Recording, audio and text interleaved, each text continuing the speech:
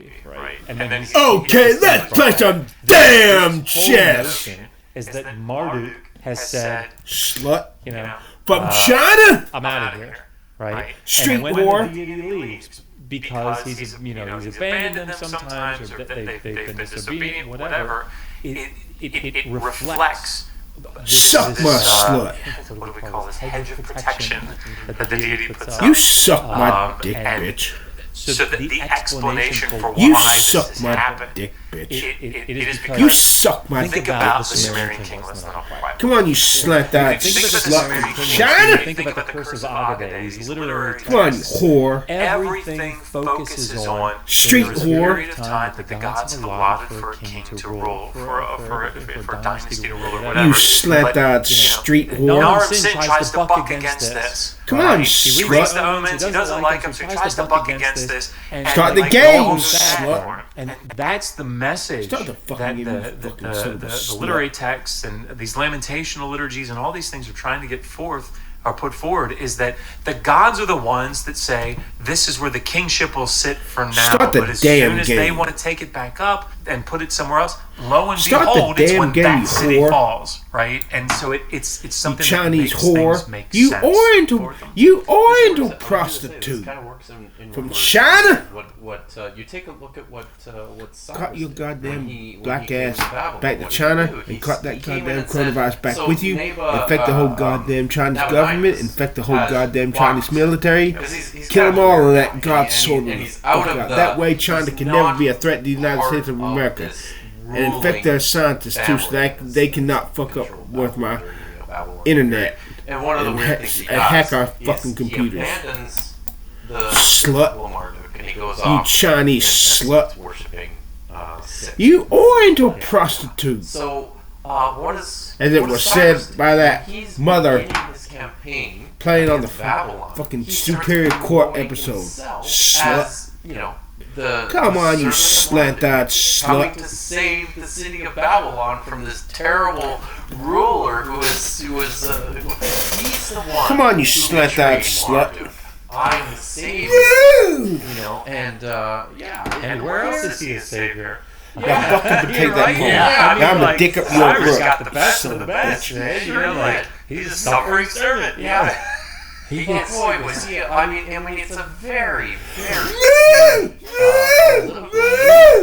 yeah. Move, you whore. assume that role, right? As your Move, you What whore. I do think is interesting, just on like tying the bow there, that I think you'll also agree, is that how they have built their framework with their deity. Move, You whore. notice we don't have Marduk worship today. I mean, if there's someone, it's not systematic. It's not like it hasn't been an ongoing religion ever since.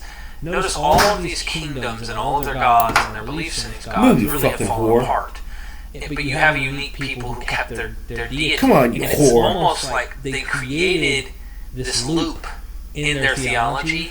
Come on, Always whore. still keep God. Whatever happens to us, whether it's Move, you completely whore. horrific and God lets us be killed in gas chambers, the horrific Holocaust situation, to hey, we went back in 1948 and we're getting land back. We're back in the maybe we build a temple one day. It doesn't matter what happens. And while I see that as clever, personally, as a human, as someone Move, you whore. where I want to break down those kind of divisions and stuff, I think it's sad for me. I understand there's beauty, and you can look at it two different ways.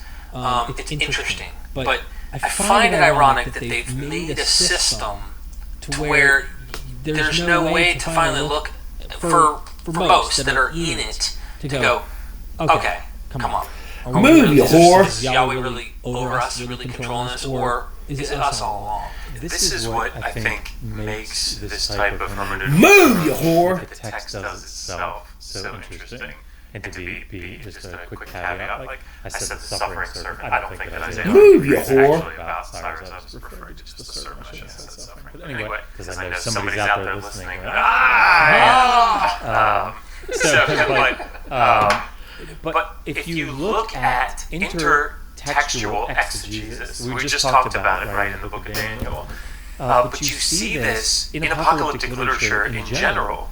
And so it's one of the reasons that Christianity is able to maintain what they've maintained because the way that apocalyptic literature is structured, we did an interview with, oh my gosh, why am I blanking on his name? He's up at Virginia Theological Seminary, Stephen Cook, and he wrote a really nice book on apocalyptic literature, and what he said was, and of course he's not the only one that said it, but he pointed it out, that the ambiguity of apocalyptic literature allows it to be something that is fulfilled now but not yet, fulfilled now but not yet. Come on, the way that he described it, I thought it was a really apt analogy, was if you're driving up a mountain, there's a road that's been cut along the outside of this mountain that's going up in concentric circles. If you get too close to the edge, you're looking down, and it's like, oh, that's really close, steer back. And if you oh, we're really close to the edge, steer back. Well, in each case, you're looking at the end, right? You're looking at your end. It's not a different end in the sense that it's the same one that you're looking at each time, but it's at different points that you're looking at the same one. And so the way that apocalyptic literature was structured, it's like when they would make specific predictions about, like Antiochus the Fourth Epiphanes, it's like they were getting really close to the edge in their minds in this interpretive structure. They got really close to the edge, but God pulled them back, right? So it's not that it failed. They got to see it a little bit, but then it came back, right? And that allows this sort of, that was the end, but not really, and so it can be more of the same stuff that's playing out in the Come on, you whore. Quran literature. One of the things that you see that's consistent within their own self-understanding. So we look at the literature, and in our attempts to reconstruct who these people are that wrote the text, we know something. We know that there was some sort of dispute within the Jerusalem temple. We know that the leader of the community was disenfranchised as a result of this. We're pretty confident about this having been something that took place. The problem is we don't know when, because the wicked priest was a guy who had a name. God damn it. But frustrating.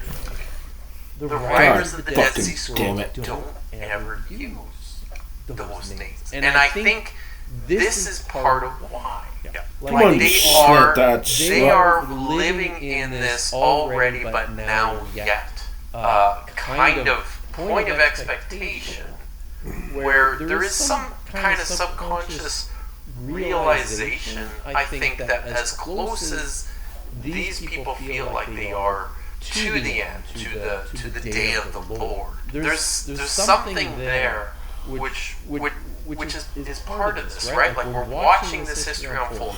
Come on, you whore! The prophets have told us, and we can see our existence, our life, our everything's unfolding just as the prophets said. But I think there's some recognition in there that in order to ensure the circulation of these ideas or these texts, we can't name names.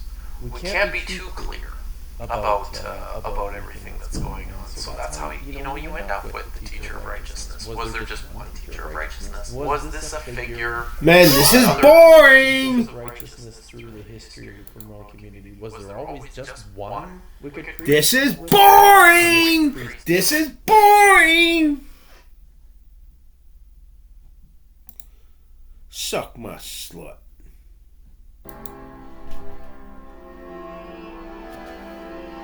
What if the death, burial, and resurrection of Jesus might tell us something about Yahweh that I can almost guarantee 99% of people watching have never really thought about? The death, burial, and resurrection of his Father, Yahweh. We don't have an explicit text preserved of this story, and we don't want to work backwards by assuming that Yahweh was at one point a dying, rising God. But I want to plant this seed before we make the case that Yahweh, like Baal and Tammuz before him, was likely a dying and rising God until biblical scribes pen this view out, though some fossils remain. Hopefully this video may paint a picture which may lend reason for why the Yahweh rituals influenced the Christian stories of Jesus in his most central theme of salvation from death and a once-for-all solution to the cyclical cycle of creation with a new creation. Stupid motherfucker. Many scholars argue that Christianity received all its doctrines through Judaism alone, though Jews were thoroughly Hellenized centuries prior to Christianity. I want us to put down all the Roman and Greek sources for this thought-provoking angle. We may mention one or two, but let's focus mostly on Jewish. We know that Greek and Roman influences tampered with Christian and Jewish thought. However, walk with me down a path to consider whether the mythic idea of dying and rising from the dead was already in the DNA of the Old Testament with the Jewish God Yahweh. In the early 20th century, comparative scholars like James Frazer observed a widespread pattern in ancient religions. The motif of the dying and rising God, whose death and rebirth were ritually celebrated to mirror the annual cycle of nature. This is boring! This idea, championed by the Myth and Rituals school, S.H. Hook, T. Gaster, and many others, suggested that many Near Eastern cults enacted sacred dramas of a god's demise and return each year, often linked to seasonal fertility. Come on, you According to slut S.H. slut. Hook, one of the most important elements in the ancient myth and the ritual pattern was the myth of the dying and rising god, seen in its earliest form in the Tammuz myth. Come on, you slut. Traditionally, scholars applied this pattern to gods like Baal, Tammuz, Adonis, and Osiris. But members of the myth ritual school also argued that ancient Israel's worship of Yahweh preserved similar motifs. In this video, we will present a comprehensive narrative drawn on biblical texts, Ugaritic and Mesopotamian parallels, and the work of scholars such as S.H. Hook, F. Wittenberg, and Geo Wittengren, and others, to argue that some ancient Israelites plausibly believed Yahweh was a dying and rising deity. We will trace motifs of Yahweh's sleep and awakening, ritual mourning and joy, divine absence and return, chaos and enthronement, and even linguistic echoes of the Baal and Tammuz cults within Israel's own traditions. The goal is to show in straightforward fashion how Israel's faith could absorb and transform the myth of the dying rising God into its own unique theological drama, especially in the context of the autumn feast of booths, tabernacles, and other cultic celebrations. In this video, we will focus on the positive evidence for this interpretation, without delving into opposing viewpoints, in order to present a clear myth-ritual narrative. If you haven't already, be sure to hit the like button so the YouTube algorithm gods will resurrect this video in front of more people. And please consider joining our Myth Vision family by becoming a patron. Our Myth Vision Patreon could truly use your help. I can promise you, you won't find anything like this anywhere else on YouTube.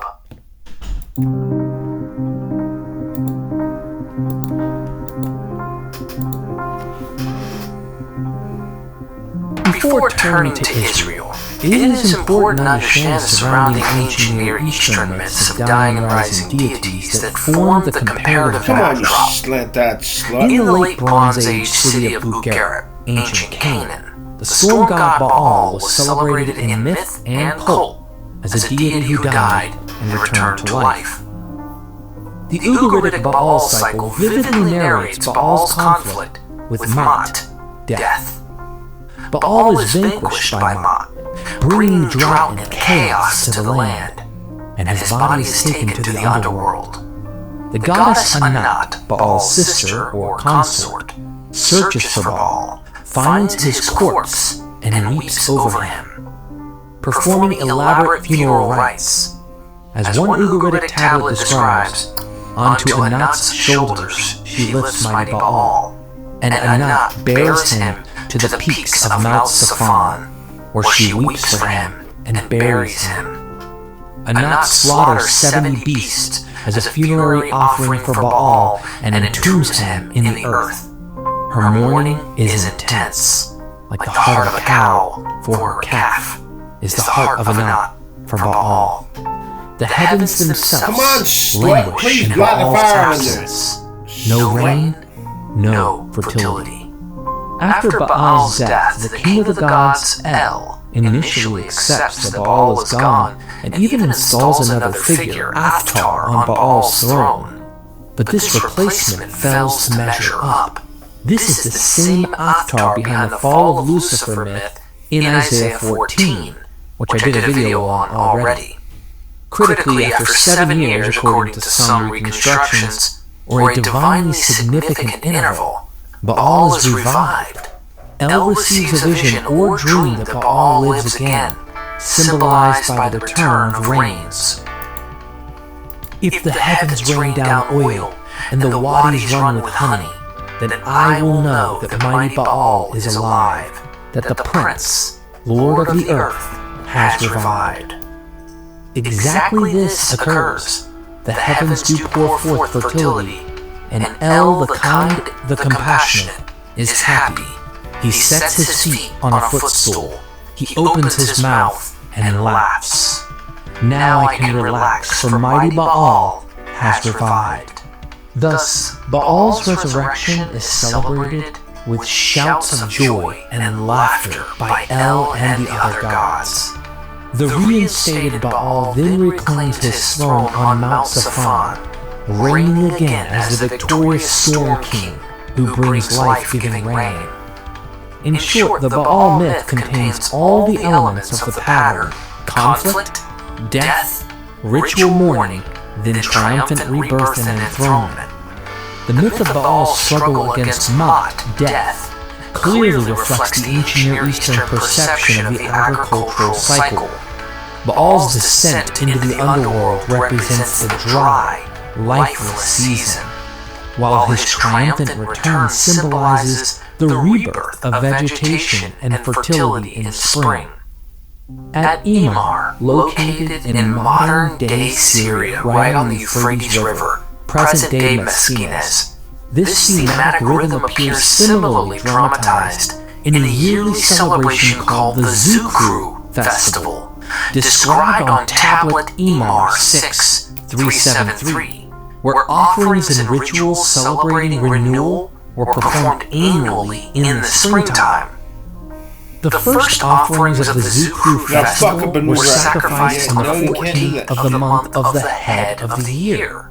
That's Passover Eve, the 14th of Nisan, when Jews celebrated the Passover lamb by slaughtering it and then prepared for the evening meal, which initiates the 7-day festival of unleavened bread beginning on the 15th of Nisan.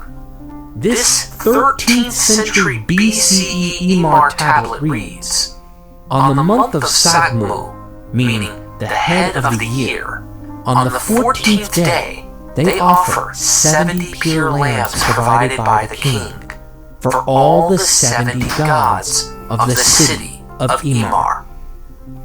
Scholars like Mark S. Smith, John Day, and Paula Corrente highlight that both the Baal narrative and the Emar rituals belong to a broader West Semitic tradition, wherein myth and ritual intertwine, reinforcing the community's hope for agricultural abundance through symbolic acts of death and renewal. Remarkably, the Emar tablet specifically mentions the offering of 70 pure lambs to 70 gods. This number echoes the 70 sons of El at Ugarit, gods who presided over the cosmic order, and directly parallels the biblical tradition of the 70 sons of El Elyon mentioned in Deuteronomy 32:8-9. When Elyon gave nations their inheritance, when he separated the sons of Adam, he set the boundaries of the peoples according to the number of the sons of God. You can see that this was a problem for later scribes, because they scrubbed out that this divine council idea existed from that very text by changing the text to say sons of Israel instead of sons of God. Dr. Noga Darshan, in her work called The 70 Bulls Sacrificed at Sukkot, Numbers 29, 12-34, in light of a ritual text from Imar 6, 373, has some very enlightening things to say. In Ugaritic literature, the expression 70 children of Athirat signifies all the gods who are Athirat's offspring.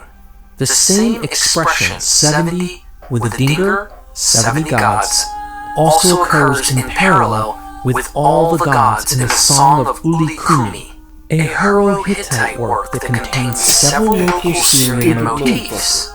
A third Amorite text deals with the Kisu festival, in which 70 portions of bread and meat are ordered to be set before them, presumably the same 70 gods, symbolizing the whole pantheon.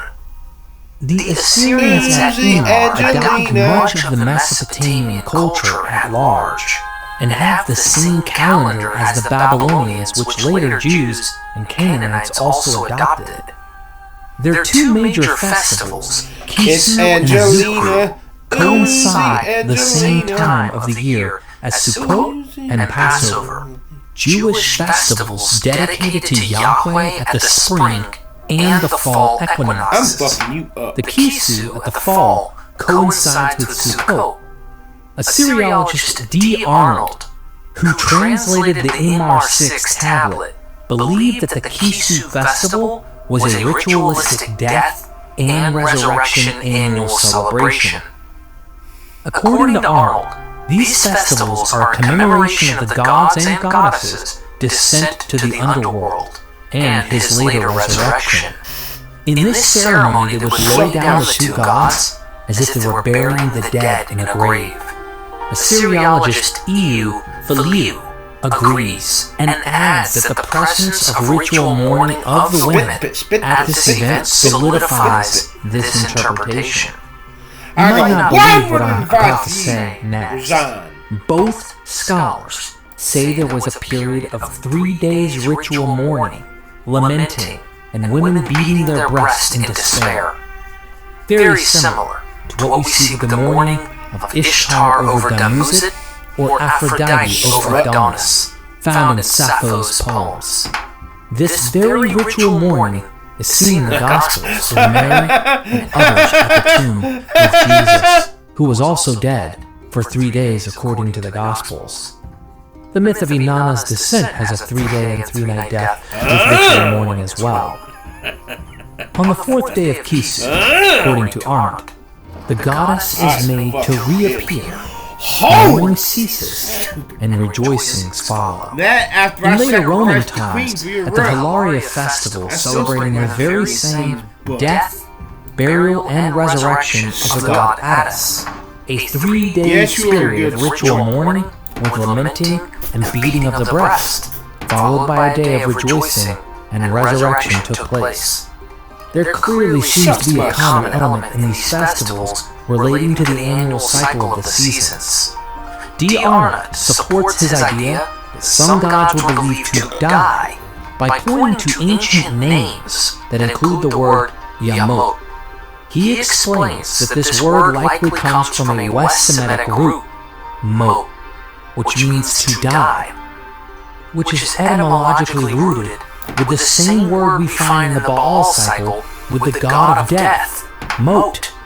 So the presence of this word in names suggests people believed in gods who could die. For obvious reasons, the expression 70 gods is not found explicitly in the biblical literature.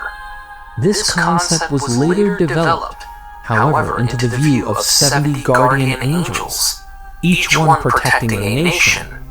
Thus, for example, the animal allegory in 1 Enoch states, "He then summoned 70 shepherds, and surrendered those sheep to them, so that they might pasture them." This development corresponds to the Israelite practice of transforming the gods, each worshipped by a specific nation, into angels. The number 70 was also applied to other groups in Syrian literature of West Semitic origin in order to express their totality. In descriptions of political coups, for example, 70 of the usurper's opponents are said to have been killed in order to indicate that they were all eliminated. The Aramean inscription from Zinjali of Bur-Rakib, concerning of his father, Panamuwa, notes that Bursar from Samal's 70 brothers were killed by a usurper.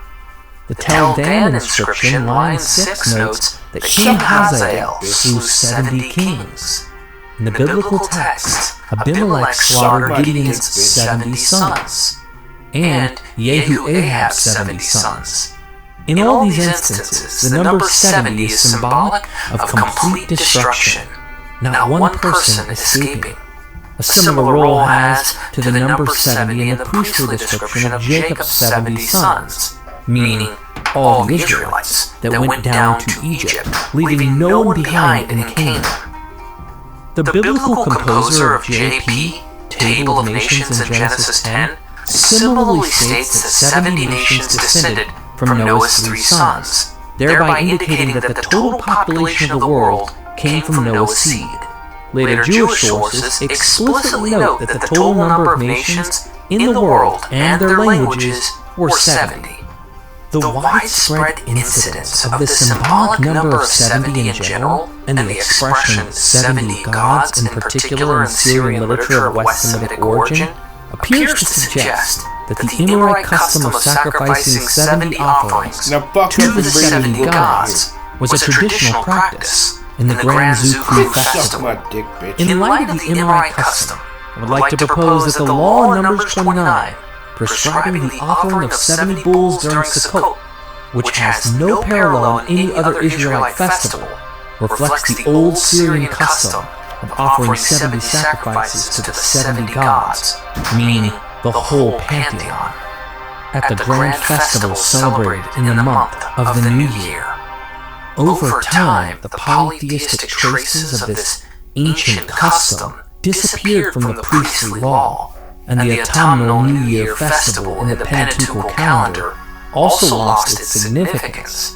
The 70 sacrifices, however, have been preserved in the text, a sole remnant of the ancient local tradition of sacrificing 70 offerings to the 70 gods at the New Year's festival. Again, the Dead Sea Scrolls Deuteronomy 32 preserves the 70 sons of God with a plural Elohim grammatically, and the LXX has angels of God, and the Masoretic has sons of Israel.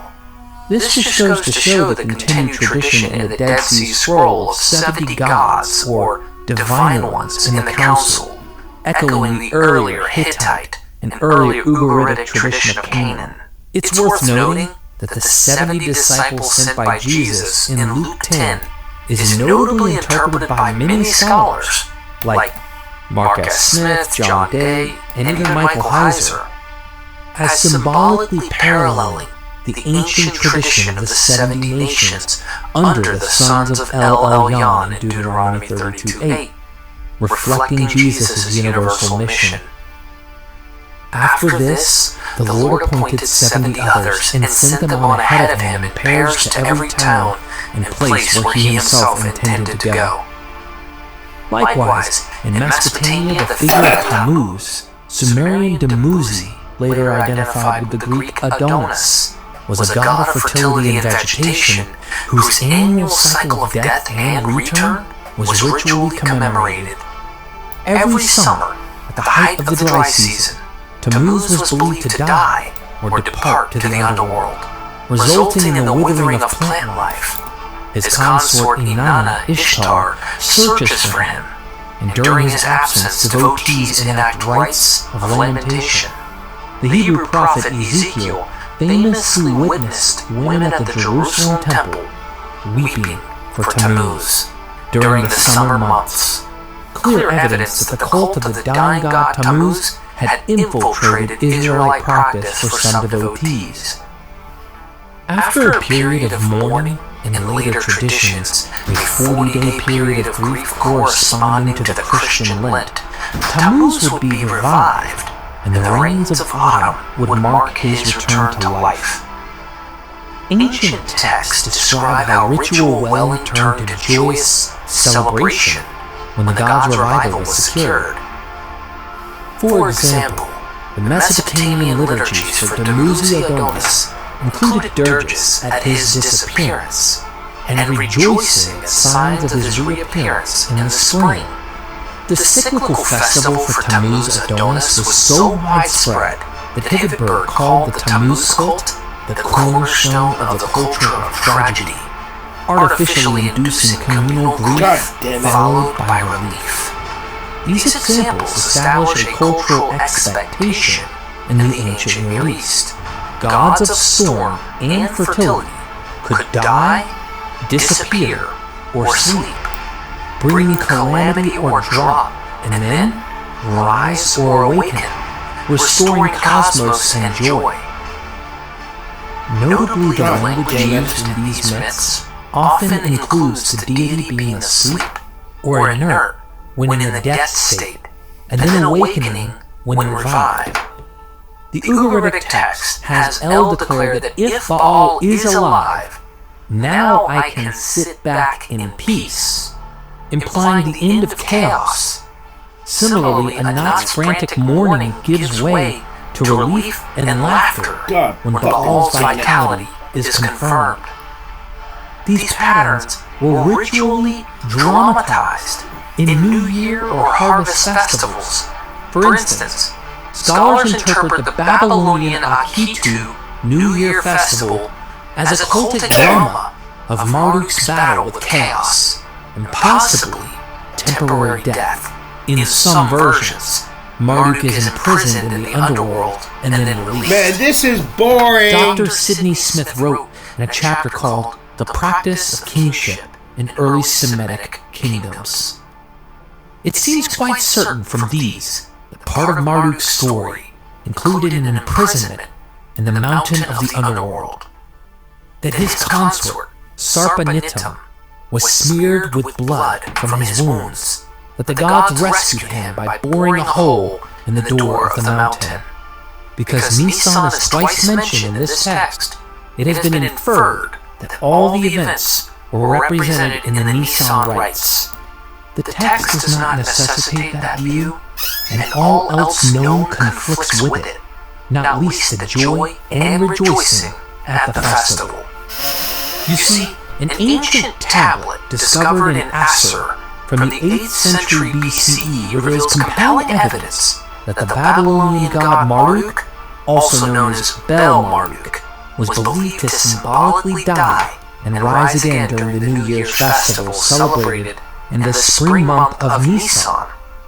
This ritual tablet vividly illustrates Marduk's death, imprisonment in a mountain, which symbolizes the underworld, and subsequent resurrection, paralleling seasonal rebirth and renewal.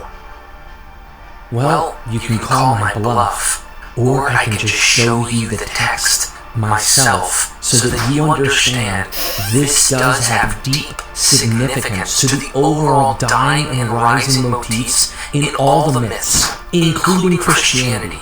This really makes me question a lot of scholarship when it comes to New Testament Christianity and why they're not seeing this. How come this is not factored in? Oh, this is agricultural. Jesus is not agricultural. I'm sorry, the more that I'm reading these myths, the more I'm seeing a lot of this have connection to Christianity, the dying and rising of people like Dionysus, other figures in history. So I think it's a significant thing that you put your eyes on these texts and understand what they are saying for your own selves. I don't want to do the thinking for you. Mind you, when you see ... on these texts, that's because it's broken off or they weren't able to determine what the text actually said. It is Bel, who's confined in the mountain. He brings him forth. A messenger of his lord hastens, saying, who brings him forth? He who goes and brings him forth. He who rides, that is he who to the mountain goes. To which he goes, that is the house on the edge of the mountain, wherein they killed him. Fuck. Nebo, who from Barsippa comes, that is he who comes to seek after the welfare of his father Marduk, who is held captive. Thee, who is in the streets, hasten, they seek for Bel, saying, Where is he held captive? Jesus, who stretches out her hands, she prays to Sin and Shamash, saying, Give life to Bel. The gate of thee, to which she goes, that is the gate of the grave. She goes there seeking him. Thee, twins who at the gate of Esagila stand, these are his watchmen. They are appointed to guard him. Bitch. Thee, who make lament, that means when the gods bound him, he perished from among the living. Into the house of bondage, from the sun and light they caused him to descend. There are some great moves. Thee, which touch him beneath, and with which they clothe him. These are the wounds with which they wound him. With his blood they are dyed. The goddess who tarries with him has descended to seek for his welfare. The son of Aser, who goes not with him, saying, Not am I a sinner, and not shall I be wounded. For thee, of Aser, I have revealed my judgment before him, and have declared my judgment. The one who goes not with him, this son of Aser, he is a watchman. He is appointed over him. He guards the prison over him. This head which is bound to the door of Beltis of Babylon, that is the head of the malefactor whom they smite, and slay with him. His head they bind to the neck of Beltis of Babylon. Nebo, who returns to Barsippa, and who in the gate was placed, after Bel went to the mountain, lower world, underworld, death. That means the city fell into tumult because of him, and fighting within it they made. Chaos ensued when he left. The reed pigsties which are before the way of Nebo, as he comes from Barsippa to adore him. Nebo who comes and stands over him, and regards him. That means this sinner who is with Bel. That he is with Bel, he sees. The priests of incantation who go before him reciting an incantation, they are his people who wail before him. The Magi who goes before the Beltis of Babylon, that is the messenger, he weeps before her, saying unto the mountain, Man, this is Lo, boring world, as shit. they have taken him. She goes down, saying, O my brother, O my brother. His garments which he causes to be brought to Beltis of Erech, these are his raiment, which they took from him. Reminds me of Inanna. Be it silver, be it gold, be it his jewels which he causes. This is boring as fuck.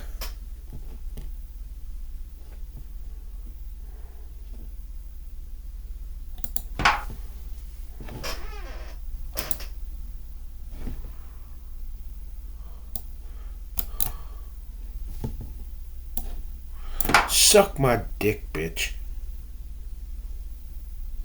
Let's be honest. Does God exist has to be one of the most asked, least understood questions in human history. Bullshit. It's on bumper stickers, it's in pulpits, it's echoing in your head at 2 a.m. after the prayer fell flat again. Suck my But dick, here's the real bitch. twist. That question Suck my assumes dick, way bitch. more than it asks.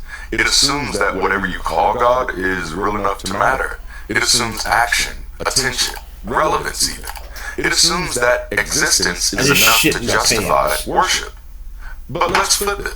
Let's say that God does exist. Silent, invisible, never showing up. Would it even matter? If the divine is indifferent to I take it suffering, with the goddamn invisible business. injustice, mute in every moment you needed it most, what's the difference between that and nothing? So maybe the better question isn't, does God exist? It's, why are we still asking? Now, don't get me wrong.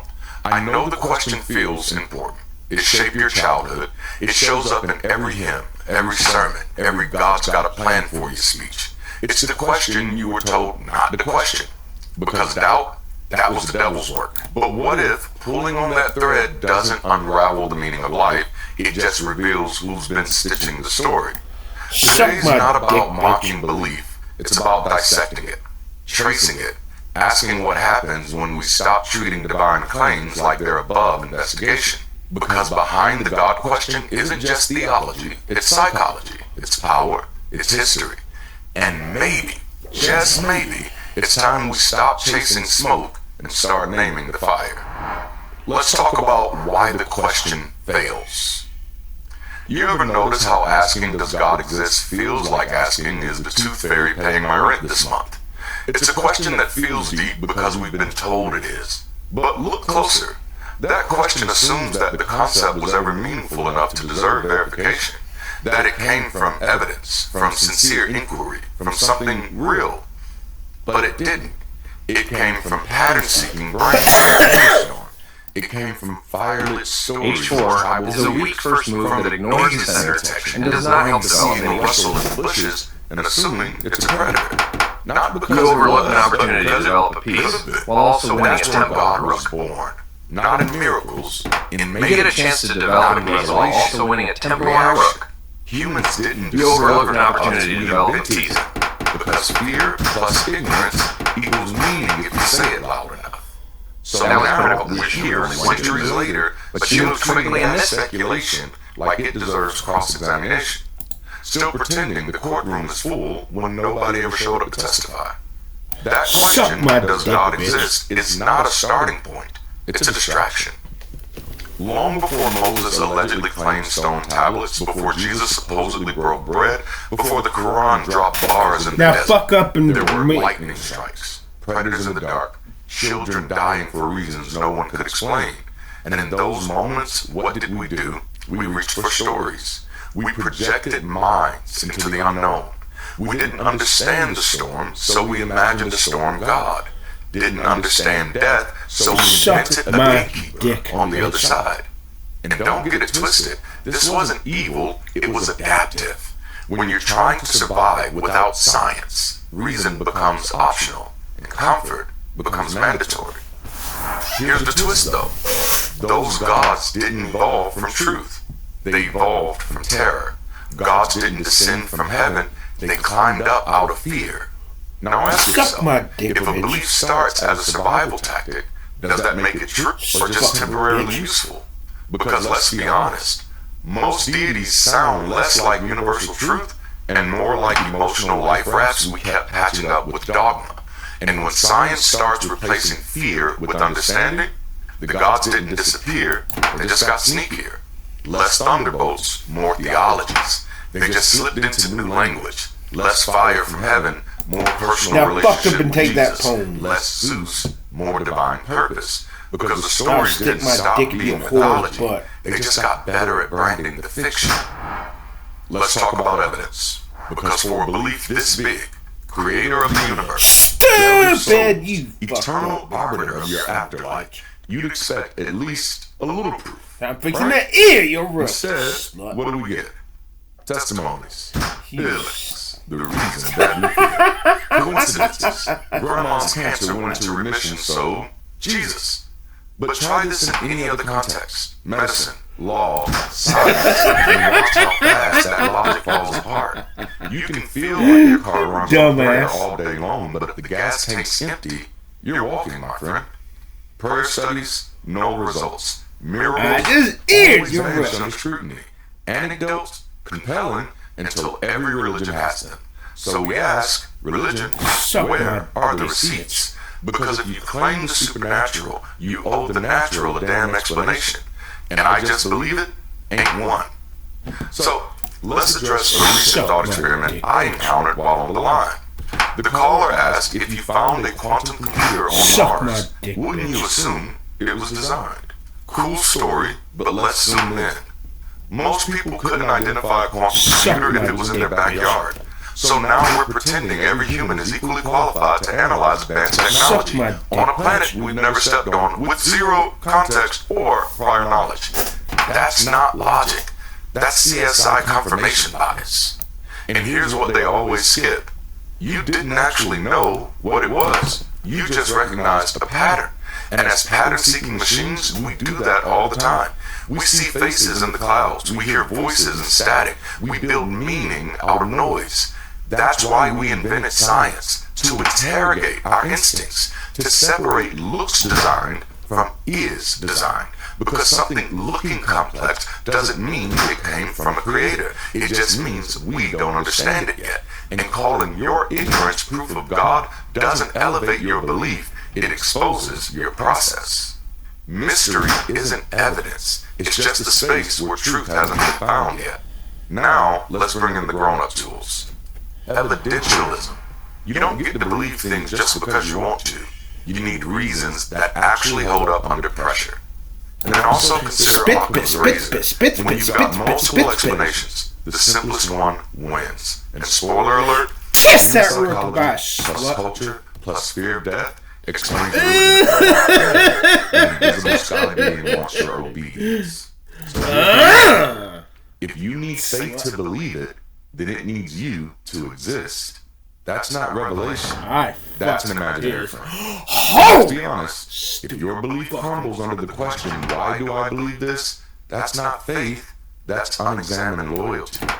Quick pause, real talk. If this is hitting something in you and you want to go deeper, connect tighter, or just build something real outside the algorithm, join the Patreon. You get behind the scenes content, daily motivational voice notes, discounts on Windows Shop, and we're about to launch our first all-access event. That means live conference calls, real-time community, and yes, face-to-face answers to the questions that maybe keep you up at night. And the best part, patrons can message me directly. Now fucking remove that whore right here. I prioritize my patron chats. Out of every platform I'm on, those are the conversations. Stupid! So if you ever wanted to take this from content to community, now's the time. The links are in the description. Now, let's jump back into this conversation because this is where it gets deep. Let's talk about two favorite plays in the belief without evidence playbook. Dumbass. Number one, everyone has faith in something, even science. Man, that fucked up.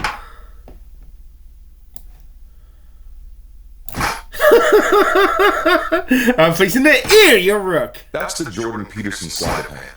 Turn anything, logic, love, your morning coffee into faith, and suddenly everyone's a theist. But that ain't theology. That's right. Let's be clear, having faith in something doesn't mean believing in anything. I'm fucking The idea of faith predates God's. It was just a word for trust, confidence, repetition that produced results. What religion did was hijack it.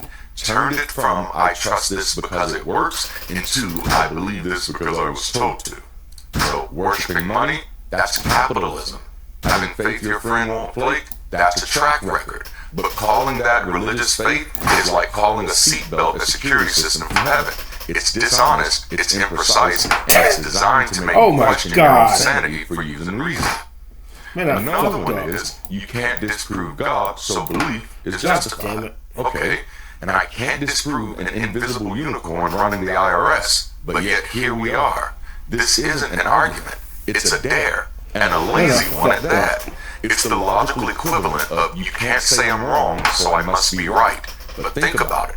If I told you there's a ghost in your refrigerator that only shows up when no one's looking, would you build a worldview on it? Would you teach your kids to obey? Man, you had a bad Would day. you call it true? But you had a bad Not day. being able to disprove But you something had a isn't bad evidence day. for it. But you It had just a means bad that day. the claim is built to be untouchable. boy. And untouchable isn't the same as true, but it is virtually the same as non-existent. The burden of proof doesn't reverse just because you wrap your claim in spirituality.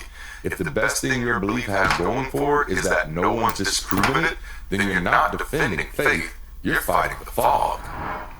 Belief without receipts doesn't just sit quietly in a pew.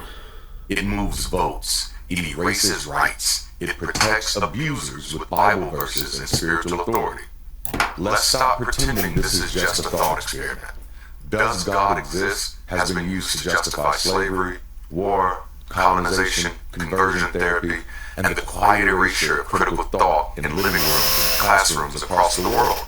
You want to see the damage? Look at evangelical politics. Look at Hindu nationalism. Look at women told their pain is God's plan. Look at kids taught to hate their own identity because that's not God. When belief is built on fear, it becomes control.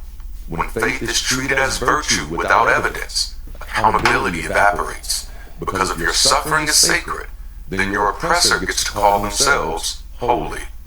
This is why the question matters, not because we're trying to win a debate, but because people are bleeding under answers they were never allowed to question. We've spent centuries asking, does God exist? Built cathedrals on it, waged wars over it, destroyed families and identities in the name of it. But if we're honest, that last guy up. we've been asking the wrong question. Because if that God does exist, and still chooses silence and suffering, still watches war, genocide, abuse without lifting a divine finger, then what difference does that existence actually make? You don't pray to gravity, you don't build churches to oxygen, you breathe it, you live in it, you test it because it's there. So maybe the better question isn't, does God exist? Maybe it's, why would it matter if it did? What's the point of a God who hides behind mystery and trauma? Why worship what doesn't show up? And maybe deeper than all of that, maybe the question we're really afraid to ask is, what happens if there's no one coming? No sky parent, no cosmic judge, no backup plan. Just us. Would that break you? Or would that free you? Because the moment we stop chasing gods that ghost us, we start finding each other. And that's totally enough for me. Before you go, if you're ready to take this beyond thought, human beings don't believe in God or incomplete people. Something real. Over It's just not the fucking thing. For folks like you, people deconstructing faith and intentionally reconstructing life. We now have digital study guides designed to walk you through every layer: historical, psychological.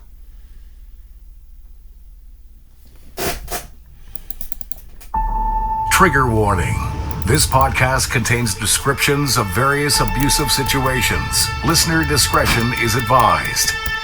You are listening to the Preacher Boys Podcast, a podcast shedding light on decades of mental, physical, and sexual abuse within the independent fundamental Baptist movement. The testimonies shared on this podcast are told from the personal experience and perspective of the survivors. Not all legal outcomes are known or final. Any suspect is presumed innocent until proven guilty in the court of law. To find more information about the Preacher Boys Podcast and upcoming documentary, visit preacherboysdoc.com or connect on Facebook, Instagram, or Twitter with the handle @preacherboysdoc. Now, here is your host, Eric Skwarczynski. Hey everybody, welcome back to the Preacher Boys Podcast. On today's episode of the show, I'm sitting down once again with Steve Baughman. We did an episode about the Ravi Zacharias story. Steve has been spending the better part of 5 years investigating all the credential fraud, the affairs, just all of the controversy and scandal surrounding Ravi Zacharias. And just recently a report was released from RZIM and from the independent investigators involved and confirmed a bunch of incredible cover-up that had happened, confirmed a bunch of sexual abuse that happened on the part of Ravi Zacharias, a bunch of just blatant lies. And it's a pretty damning report. And there's been a lot of fallout over the last few days. And so I thought it was only fair to bring Steve back on the show, talk about what's happened, see what he's identified as being some of the interesting parts of the story, and to talk a little bit about what he expects to see in the coming days.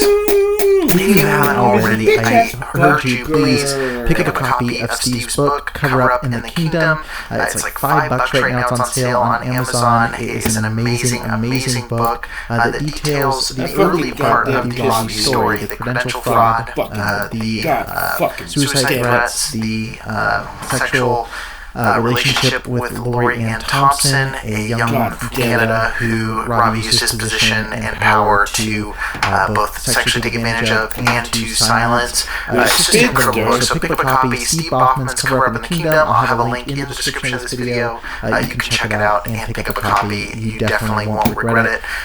We'll dive into this episode right now. So welcome Steve Baughman to the show. He's done an incredible job. Let's talk to him right now. Big news, of course, is that the Miller Report just came out. This is the law firm that Ravi's own ministry hired after he died to investigate primarily the spot allegations. And this report, 13 pages, it is explosive. One of the most significant parts of it is that they had access to 4 of Robbie's cell phones over the years, and these cell phones contain nude photos of a Southeast Asian massage person. It contained a massage woman with whom he had what appears to be a very close personal relationship. It contains amorous communications between Robbie and various women in Southeast Asia or in Malaysia and Korea. We learned that Robbie owned 2 apartments in Bangkok, that he would spend lots of time alone in his hotel rooms, and they checked his cell phone records and saw that during some of those alone times in the hotel room, he had massage women show up. So a number of the women that the law firm, I think they mentioned about 6 women in the Georgia spas who they interviewed said Robbie frequently had an erection during the massages that he had there. Several of them said he would touch his penis. Several of them said he would ask them to touch his penis. I think 4 or 5 of them said that he touched them inappropriately. There were allegations of sexual assault. And one of the most interesting things was one of them, with whom Robbie had been sexually inappropriate. Robbie asked her to be his traveling massage person. And what I had known before, but it was interesting to see it come out in the Miller report, was that Robbie had a personal traveling masseuse who would go with a woman, and we can only imagine, we don't know what exactly went on between those 2, but given that he asked one of these women with whom he had been sexually inappropriate to be his traveling massage person, we can have a pretty good idea that his relationship with his traveling massage woman was not simply a therapeutic one. So this goes on and on, Eric, and it's just ugly, and now it's now confirmed beyond any dispute that Ravi Zacharias was a terrible, out-of-control sexual predator and a major hypocrite. Right. Yeah, it's almost reading the report. It's almost a Jeffrey Epstein type. I mean, you've got people getting moved around. It is essentially like sex trafficking these women from these, Southeast Asian countries to come and perform sex acts. Like he was bringing. What shocked me in the report is like he always referred to his back condition, and that was the defense that was given. But then the women weren't even certified. Like it sounded like in the initial responses that okay, it's women who are specialists who are getting flown in to deal with this very specific back problem, but it's people who are not even, they didn't have any credentials within that realm at all. And so yeah, it was a pretty, I mean, it's hard to say. It's not shocking, but it was surprising, I guess, the level to which it went, and you mentioned on our last time we talked, yes, there was a lot of obvious fraud and credential things and things like that, but we both were shocked when the news about the spas came out, and then now by this point it just doesn't seem too surprising anymore. It just seems like, well, this only seems to follow the pattern. The really interesting issue, which you just touched on, for me anyway, I'm an immigration attorney, and I think this Miller report, they had an opportunity to punish immigration fraud, but didn't catch it. And this is significant because it's really hard as a massage therapist from Thailand or Korea or Malaysia or India to get a visa to come work in the United States. So in order for that to happen, somebody would have had to do a fake application. There would have had to be fraudulent documents submitted to the U.S. immigration authorities to get visas for these women. At least I think that's a high probability. And what's really interesting here is that if that had happened, those records would be available now. If let's say RZI or one of Ravi's other organizations had petitioned for a woman, say in Thailand, to come be a massage therapist, or a petition for a woman to come to the United States and work for them, they probably would have had to represent to the U.S. immigration authorities that she was something other than a massage therapist. They would have had to make up some more glamorous, more high-tech title for her in order to get a visa for her. And there's a paper trail somewhere on all this. And if the organization of RZIM or whichever Ravi organization did this stuff destroyed those documents, they're available through the Freedom of Information Act. So anyone who wants to really look into this should be able to find documents. And this is a hot story because it means that it wasn't just Ravi doing this. I seriously doubt Ravi sat down and filled out immigration applications for the women he wanted to have in Georgia massaging him. It must have been someone else. Well, you mentioned RZIM, and this doesn't happen by itself. Like, he didn't orchestrate everything. And so I think what's been really interesting to watch, and it's what you've probably been very busy with the last couple of days, is the various responses from people who left RZIM because they're upset with the situation. Because the reality is, not every single person at RZIM is going to know what's happening. Like, it's going to be, there's going to be people who legitimately were bamboozled, like a lot of people were, to think, like, oh, there's nothing going on. They're told that there's this crazy atheist Steve Bachman who's, playing the banjo and trying to attack Ravi, and, all these different things. But I guess as you kind of look at it, as you look at all the players involved, all the people who've responded to you over the years, slammed the Thompsons over different things, who've gone after you, what are some of the key players that stand out? And do you see anything encouraging happening with certain people with RZIM? And then who are some people who are really trying to keep suppressing this story that are really just frustrating you right now? Yeah, so first of all, RZIM never really said anything bad about me publicly. They were Ravi apparently was aware that I would have sued him if he'd done that. So he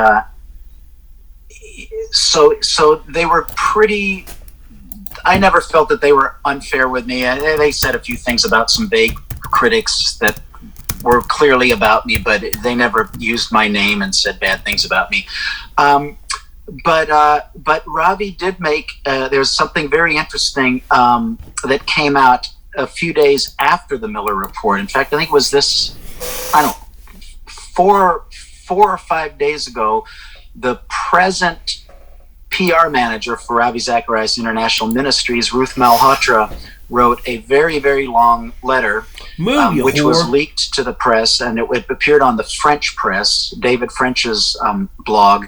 And this was explosive. This contained all sorts of information about people within the organization actively suppressing news about Ravi. One of the interesting things was Abdu Murray, who's now a very senior person at the ministry, at the International Ministries at RZIM, had suggested that they hire a buddy of his who was an ex-cop who doesn't have a light touch to interview the women, the spa witnesses. So this is the kind of thing that mafia organizations do, and it looks like, they didn't break any knees, any kneecaps, they didn't hold guns to anyone's head. But they were shit again too. Pondering. They were intimidating people. They were intimidating people inside the organization. I should be clear. They never actually hired this cop, but this was proposed by a lawyer in a senior position at RZIM, Abdu Murray. But they were clearly suspicious of employees within RZIM who were asking difficult questions. People who were trying to hold the powers that be to account. And one of the interesting things was in January of 2018, they had an RZIM-wide Zoom conference where it was clear to many of the employees that Ravi's explanation for the Thompson, his response to the Thompson was nonsensical. So here we see many employees from RZIM, as early as January was weeks after the lawsuit settled, already having serious doubts about Ravi, the story. Now you couple that with the fact that Ravi's story was nonsensical to anybody who wanted to take a look at it. There's an email paper trail. There's his suicide threat. By January of 2018, it was obvious to anyone who had eyes to see that Ravi had lied to get out of an online sex scandal and a grooming incident he had with a young married woman. This was apparent, but that was over 2 years ago now, and we're only just now seeing people come out. It's almost like, I don't want to be overly cynical, because there apparently people like Ruth Malhotra were carefully documenting what was going on inside the organization. We're deeply concerned about what was happening. We're hoping for fair treatment for victims. But I also have to tell you, Eric, that was over 2 years ago, and we're only just now in the past couple months seeing people come out and say, enough is enough, I'm going public. And that bothers me. And I hope someday we hear more from the very big number of good folks inside RZIM as why you folks waited so long. I don't know the answer. Yeah. I'm thankful for those who have the courage to come out now, but that's a real question that I hope will eventually come to light. Yeah, it's kind of a welcome to the party situation. It's like this conversation's been going now, and you've been doing this for almost 5 years, a little bit over. And now you have you mentioned Michael Brown and like some of the other folks that are slowly starting to jump in. And yeah, the responses. It just seems odd that it's now the time. Like it's like once the organization confirmed it, then it's okay. But when other people were kind of blowing the whistle on it, it was a kind of faux pas to kind of bring it up. It's like they waited until it was safe to be courageous.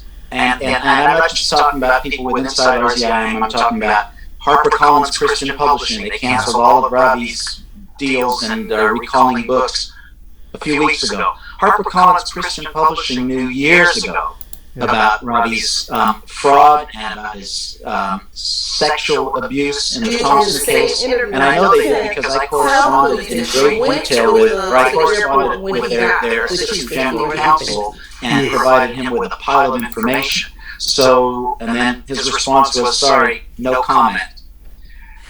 Then they proceeded business as usual with book deals with Robbie. So there's a lot of cowardice and business opportunism in the highest reaches of evangelism that I hope becomes the real story now, right? We've got Bad Preacher, we've got Taken Down, that's really entertaining for a lot of people, it's sort of a blood sport, and I just hope that it is a lot more than that eventually, that we start looking at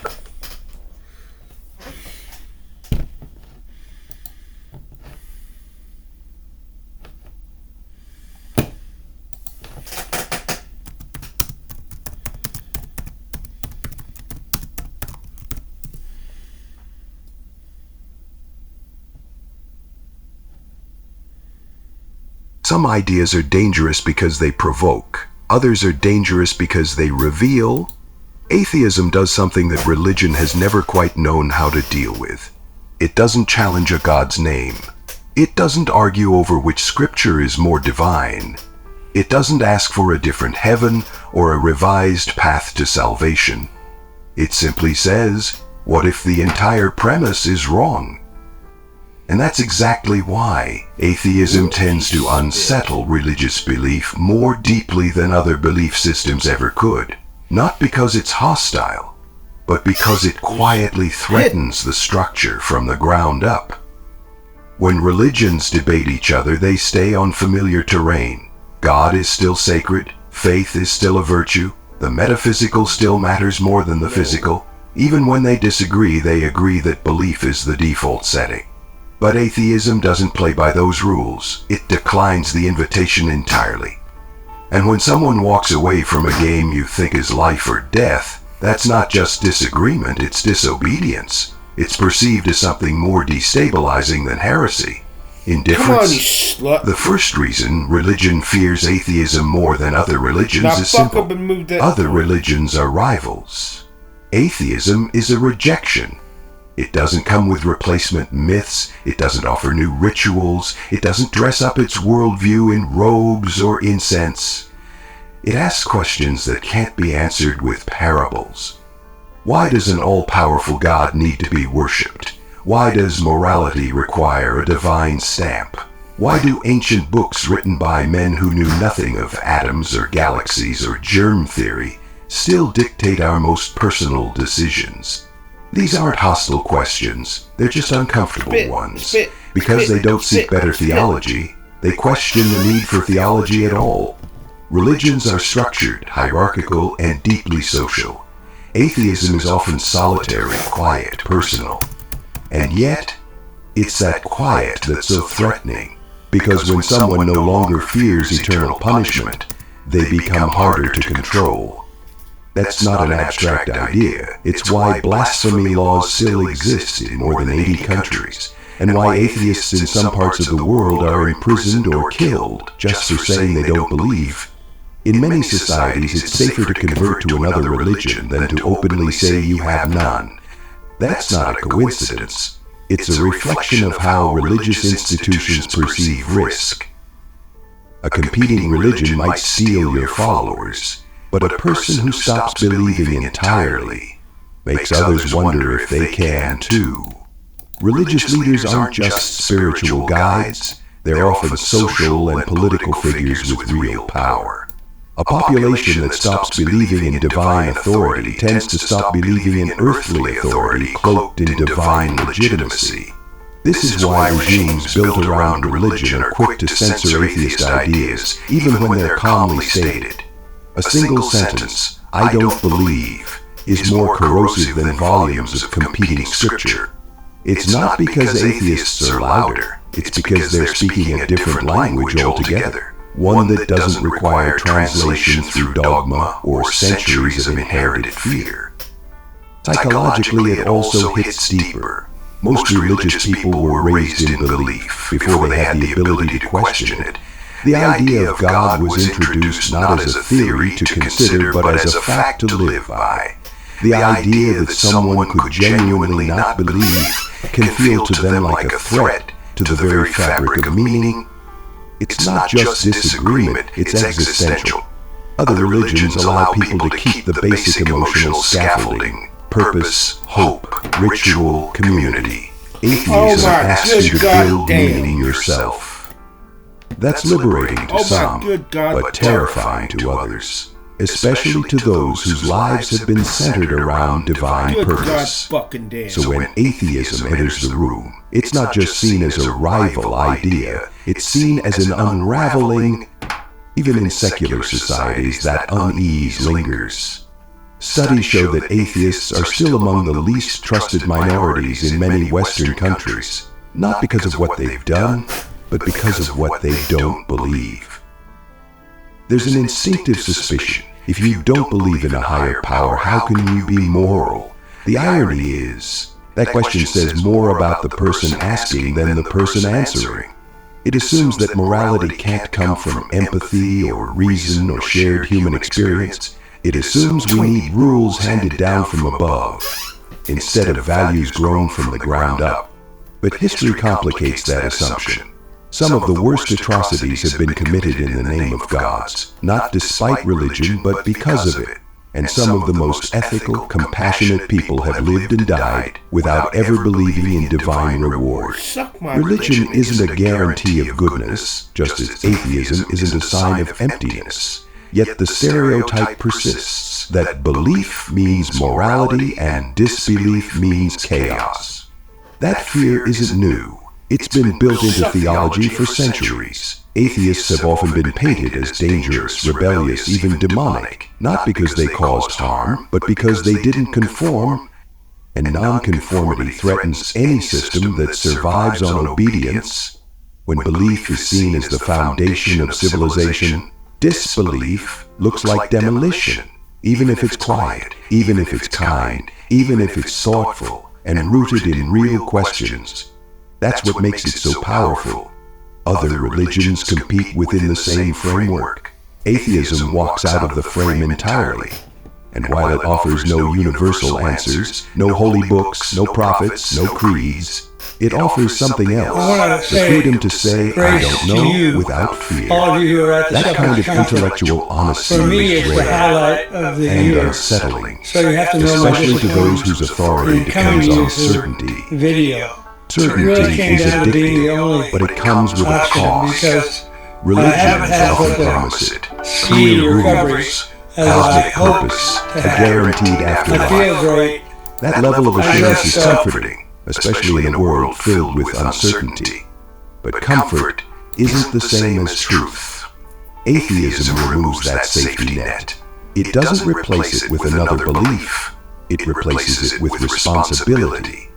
You're no longer living according to a divine script. You're writing your own story, knowing that no invisible hand is guiding the pen. That's empowering for some. For others, it's deeply uncomfortable, not just personally, but socially. Religious systems rely on shared narratives. They form group identity. They bind people together with a common set of myths, values, and rituals. When someone steps outside that circle, not to join another one, but to question the need for circles at all, it threatens cohesion. You're not just a dissenter, you're a disruption. From the earliest days of organized religion, belief systems haven't just explained the world. They've defined who belongs and who doesn't. When we talk about atheism today, it's often framed as a rejection, as something negative. Atheists are described as those who lack belief or who deny God. But if you step back and look closely, atheism didn't begin as a competing idea. It didn't spring up as its own movement or worldview. It was born as a label, created and used by religion itself. To understand how this happened, we have to go back to a time before the term atheist existed at all, because the concept of not believing in the dominant gods wasn't always a category. In most ancient societies, belief wasn't seen as a personal decision, it was a social obligation. You didn't choose your religion, you inherited Holy Ghost. Like language, like land, Last like game, name. win, lose, draw, glitch, And if someone didn't conform to the rituals or creeds of the group, they weren't viewed as someone who simply held different views. They were viewed as a threat, a danger to the cohesion of the tribe or the kingdom or the empire. In this way, religion started by defining insiders and outsiders, and it didn't need atheists to do that. Outsiders could be people from a rival faith, those who worship differently, or not enough, or too much. Over time, though, something changed. Monotheism sharpened this boundary. The arrival of one-God religions, Judaism, Christianity, Islam, introduced a major shift. In polytheistic cultures, multiple gods could coexist, often with room for others to be added or absorbed. But with monotheism came a stricter line. One God, and only one God, meant that all others were false. And by extension, so were those who didn't accept that truth. This gave birth to a new kind of heresy. Not just believing incorrectly, but refusing belief altogether. Now here's the irony. The term atheist has been used far more often by believers to describe others than it has by people to describe themselves. In fact, most people throughout history who were called atheists weren't even non-believers. Early Christians were called atheists by Roman authorities for refusing to worship the Roman gods. Centuries later, Enlightenment thinkers like Spinoza were branded atheists despite their deeply spiritual ideas, simply because they challenged orthodox interpretations. So atheism as a concept didn't emerge independently. It was forged as a label of exclusion. Religion needed a category for those who didn't submit to its framework. It needed a shadow to define the light. And this brings us to the heart of the matter. The very idea of atheism only exists because religion insists on universal belief. It doesn't tolerate neutrality. If you're not with the faith, you're automatically placed against it. And that's how you create an enemy. Not through direct opposition, but by defining opposition into existence, by making non-belief a threat, even when it's just quiet dissent, or personal reflection, or simply opting out. This pattern is repeated across centuries, across cultures. The dominant religion of a society constructs its own legitimacy, then vilifies anything that doesn't align with it, whether it's through doctrine, education, law, or violence. It polices belief as if it were morality itself, and in doing so it manufactures its own resistance. When people begin questioning doctrine, when they notice contradictions, when they see harm disguised as holiness. They don't become atheists because they want to tear anything down. They become atheists because the religion doesn't make room for their doubts. Instead of opening space for inquiry, most religious traditions close ranks. They define the doubter as corrupted, misguided, dangerous, and then they point to them as proof of what happens when faith is abandoned. In this way, atheism becomes a role religion assigns to people it can no longer control. Not a worldview, but a scapegoat. Not a movement, but a mirror. The more you look at it, the more it becomes clear atheism in many places and times has been less about disbelief and more about disobedience. People weren't punished for thinking there is no God. They were punished for thinking outside the authority that claimed to speak for God. We can see this in medieval Europe, where atheism was considered not just wrong, but criminal. Heretics were tortured and executed, not because they had a coherent philosophy of naturalism or skepticism, but because they defied the power of the church. Atheism was, essentially, shorthand for dissent. Fast forward to the modern age and the picture shifts, but the pattern remains. Religious institutions have spent centuries shaping education systems, laws, and cultural norms around the assumption that belief is not only universal, but necessary. And when that assumption is challenged, the reaction is rarely neutral. Atheism is still cast as cold, empty, even immoral. There's a reason that in some countries today, openly identifying as atheists can still get you imprisoned, or worse. And in others, it might just quietly close doors. Jobs, relationships, opportunities, respect. Why would simply lacking belief be seen as dangerous? The answer lies in control. When a religion defines what is good, what is true, what is sacred, then anyone outside that definition becomes unpredictable, harder to govern, harder to shame, harder to scare. Because once you stop believing in eternal punishment, or divine surveillance, or inherited guilt, you become much harder to manipulate. And so, to protect itself, religion must pathologize that freedom. It must treat atheism not just as error, but as a kind of illness. It must suggest